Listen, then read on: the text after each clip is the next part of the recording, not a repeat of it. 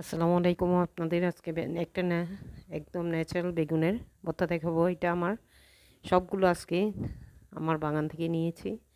এই যে বেগুনটা দেখুন, একদম ন্যাচারাল। এটা কিন্তু কোনো চুলকানিও হয় না, কোনো অ্যালার্জি হয় না। এটা ন্যাচারালি হয়, কোনো সেবা শুশ্রূষা মানে কোনো পরিচর্যা করতে হয় না গাছের। এটা অটোমেটিকলি গাছ উঠে এবং সেই গাছ থেকে এই বেগুনটা হয়। প্রচুর এই বেগুনগুলো ধরে এবং এগুলো বড় বেগুন যেরকম সেম একই রকম, কিন্তু এটা ছোট সাইজের। বড় বেগুনে অনেক সময় অ্যালার্জি থাকে, চুলকানি হয় অনেকের, বেগুন খেতে পারে না। এটা খেলে কিন্তু কোনো কিছু হয় না। এটা ন্যাচারাল গুণ থাকে, প্রাকৃতিক গুণ থাকে কিছু। অনেক ধরনের বেগুনে তো অনেক ধরনের গুণ আছে, তার মধ্যে এটাতে সবচেয়ে বেশি, কারণ এগুলো ন্যাচারালি হয়। এখানে কীটনাশক দিতে হয় না বা কোনো পরিচর্যাই করা হয় না, করতে হয় না। সেই বেগুনটা নিয়ে আজকে বেগুনের ভর্তা করে দেখাবো। অনেকের প্রশ্ন, এই বেগুনটা কিভাবে খাবো বা কীভাবে খাওয়া যায়, সেজন্য তাদের জন্যই এই ভিডিওটা করেছি। এই বেগুনটা গাছ থেকে পেড়ে এনে আপনারা ধুয়ে আগুনে টেলে ফেলবেন, মানে ভাজি করে ফেলবেন একটু সামান্য তেল দিয়ে, সরিষার তেল দিয়ে। এই দেখুন, আমি অনেকগুলো আজকে বেগুন এনেছি। আমার বাগানের কাঁচামরিচ, এটা আমার বাগানের ধনিয়া পাতা, সব কিছু আজকে বাগান থেকে তুলে এনেছি এবং আপনাদের জন্য ভিডিওটা করেছি, কারণ অনেকেই জানতে চান এই বেগুনটা কীভাবে খাওয়া যায়। এটা কিন্তু বাজারে বিক্রি করে অনেক দাম হয়। এই যে অল্প কয়টা বেগুনেই আপনার 20-30 টাকা নিয়ে যায়। এটা ভর্তার জন্য খুবই মজা লাগে ভর্তা খেলে।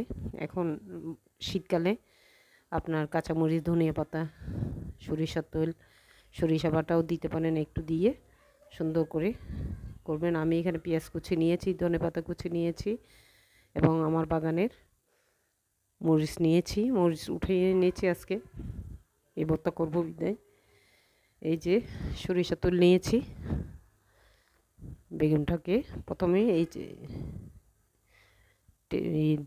ধুয়ে নেব এবং সেইটা বুটা যেটা আছে বুটাটা ফেলে দিয়ে ধুয়ে টালতে থাকবো। টালতে টালতে যখন একটু মানে অন্য ধরনের কালার হয়ে যাবে, একটা ব্রাউনিশ কালার চলে আসবে, তখনই বুঝবেন এটা ভাজা হয়ে গেছে। এই কাঁচা ভাবটা থাকবে না, একটা ব্রাউনিশ ভাব চলে আসবে ভাজতে ভাজতে।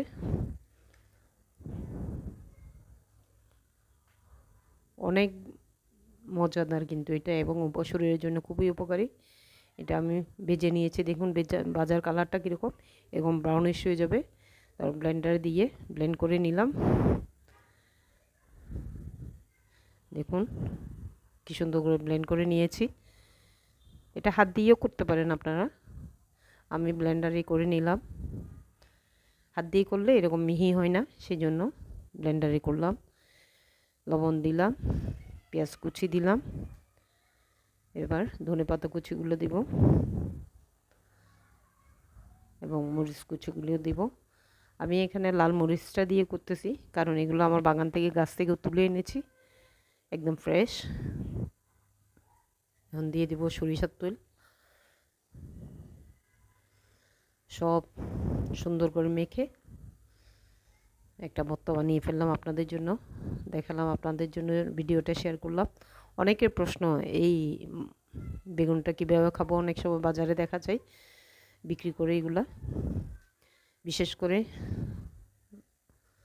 এই অনেক বাজারে দেখি, কিন্তু অনেক সময় রাঙামাটির ভিডিও টিডিও দেখলে ওখানে দেখা যায় এই বেড বেগুনগুলা, তিত বেগুন, অনেকে তিত বেগুন বলে, অনেকে বেড বেগুন বলে, ফুতুই বেগুন বলে। এটা একটা ন্যাচারাল বেগুন। এই যে দেখুন, আমি এর জন্য শেয়ার করলাম। আমার চ্যানেলটা সাবস্ক্রাইব করবেন। ওকে, আসসালামু আলাইকুম।